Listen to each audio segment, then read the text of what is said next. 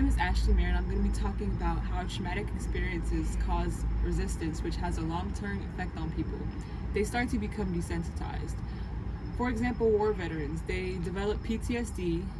Alcoholics, they start to relapse. It becomes embarrassing to speak about, so they start to hold back. Even regular people like me without any of those type of traumas, like I'm not an alcoholic, I'm not a war veteran, but they rule me to resist and back off from speaking on my emotions with anyone. Resistance is loosely defined as a client's unwillingness to discuss a particular topic in therapy. It's like a self-protection, they create a barrier. It's like a mechanism where we oppose certain topics and change or struggle against our desired behavior modification. Resistance means that despite being highly motivated with the best intentions of wanting to change, we fight that change with a psychological level. There are some therapists that feel really disconnected when clients feel compelled to do this. When you have a resistant client, you often leave the session feeling like you just spent the session banging your head on the wall. Put simply, like, it can highly feel stressful and just frustrating. Also, treating resistance, you want to treat it with respect. In some ways, resistance is like to therapists as they're working on the wrong problem at the wrong time. Like where clients don't feel like they want to work on it or they don't care to work on it. And counselors, they need to connect with their client in order to find out the right problem, because that's only going to help their session in the first place. So now I want to turn to my PowerPoint presentation, which is going to explain further on what I mean by traumatic experiences cause resistance.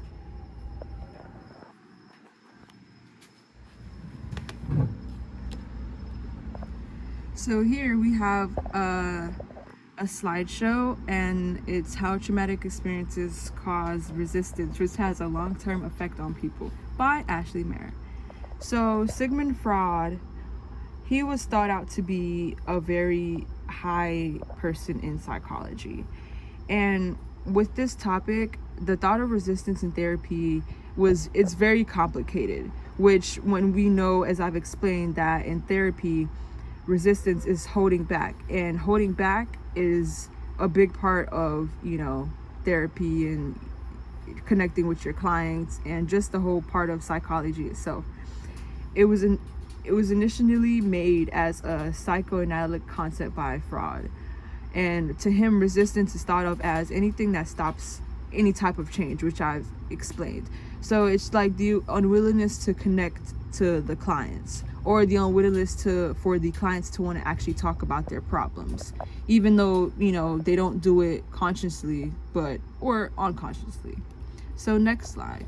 There are signs of resistance that we don't speak about, and those are not talking at all and small talk. And small talk tends to be like a big part of resistance. It's holding back. They won't be happy about talking about certain things, so they switch. And that is every therapist's fear, especially in the first few sessions. They tend to find out topics to distract themselves, similar to a coping mechanism. And another sign is canceling sessions. They're a big sign of resistance, seeing though if you want to change, you will make the effort to go. The goal is to improve. So when canceling sessions, when therapists get a notification or whatever it may be that they're canceling a session, I'm pretty sure it's a sign of discouragement, because they want to see these change in these people that are coming to them. And also, when you feel like you're trying more as a therapist than your client, is a big sign of resistance. When you feel like you've over-talked, you've over-asked them questions about their life, and they've given you non-open-ended remarks. And how to address and deal with resistance. For one, you do want to respect them. That's the biggest thing, because it is a professional job and that is what you're there to do. You don't want to disrespect them. They're coming for you to help.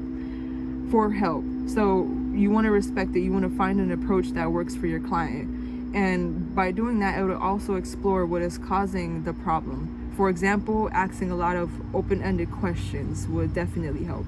And setting goals. For example, setting goals with your clients will help improve each session.